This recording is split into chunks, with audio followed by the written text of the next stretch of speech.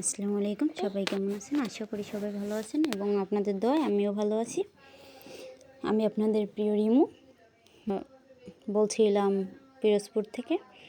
সবাই আশা করি ভালো আছেন। যারা যারা আমার ভিডিও দেখছেন তাদেরকে বলি, আপনাদের যদি আমার ভিডিও ভালো লাগে তাহলে অবশ্যই সাবস্ক্রাইব করে একটা লাইক দিয়ে আমার পাশে থাকবেন। আপনারা পাশে থাকলেই আমি সামনের দিকে এগিয়ে যেতে পারবো এবং ভালো ভালো ভিডিও তৈরি করতে পারবো।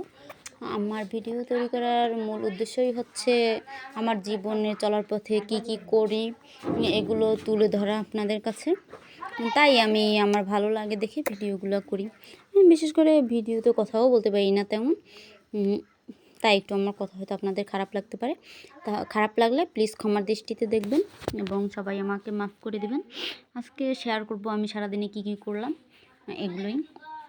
প্রথমে আমাদের আজকে রান্নার তেমন কিছু ছিল না, তার জন্য আমার বাড়ি যেহেতু জমির মাঝে তাই গেছিলাম কিছু শাক তুলতে। দেখতেই পাচ্ছেন আমাদের এখানে প্রচুর শাক, আর জমির মাঝে বাড়ি হওয়ার একটাই সুবিধা, যখন তখন যদি বাজারে কিছু না থাকে তবে শাক তুলে রান্না করা যায়, তাই শাক তুললাম।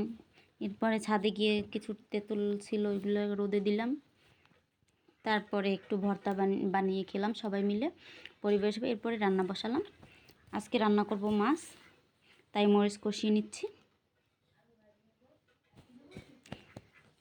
আপনারা দয়া করে একটি সাবস্ক্রাইব এবং একটি লাইক দিয়ে আমার পাশে থাকবেন, সবাইকে অনুরোধ জানাচ্ছি সাবস্ক্রাইব করবেন। আমি কত কষ্ট করে ভিডিও বানাই, যদি আপনারা সাবস্ক্রাইব না করেন তাহলে আমার সমস্ত কষ্টই বৃথা যাবে। প্লিজ সবাই সাবস্ক্রাইব করে আমার পাশে থাকবেন। আপনারা পাশে থাকলেই আমি অনেক দূরে এগিয়ে যেতে পারবো। আমার একটা স্বপ্নটা পূরণ করতে পারবো। অবশ্যই সবাই আমার পাশে থাকবেন। মাছ রান্না শেষ করলাম, এরপরে এখন ভাজি বসাবো। ভাজির জন্য পেঁয়াজ মরিচ এগুলোকে তেলে ভেজে নিচ্ছি। আমাদের যেহেতু মাটির চুলো তাই আমাদের মাটির চুলোই রান্না করতে হয়। ভাজা পেঁয়াজের মধ্যে দিয়ে দিলাম শাক। আজকে শাক ভাজিটা মনে হয় যে ভালো হবে, আপনাদের কেমন লাগলো বলে দিবেন।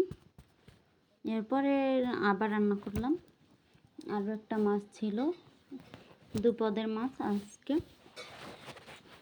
এছাড়া আজকে বাসায় কোনো সবজি নেই, যেহেতু তাই কোনো সবজি রান্না করতে পারিনি। খেতে ছিল বেগুন, কিছু বেগুন তুলে নিয়ে আসলাম এবং ওইগুলোকেও রান্না করলাম। আপনাদের বাড়ি কোথায়, কোন গ্রামে, এগুলো কমেন্টে জানাবেন প্লিজ। বন্ধুরা সবাইকে আবারও বলছি, আপনারা একটি সাবস্ক্রাইব এবং একটি লাইক দিয়ে আমার পাশে থাকবেন। আপনাদের দোয়া এবং আপনাদের সাবস্ক্রাইবের কারণে আমি সামনের দিকে এগিয়ে যেতে পারবো। প্লিজ সবাই সাবস্ক্রাইব করে দিন। এদিকে রান্না হোক, আমি আপনাদের কিছু কথা বলি। যারা গ্রামে থাকেন তারা তো জানেনই গ্রামটা আসলে কত সুন্দর। শহরের মানুষ বুঝতে পারে না যে গ্রামের মর্ম, গ্রাম আসলে কী। যারা গ্রামে থাকে তাদের লাইফটা খুবই সহজ সরল। যদি বাসা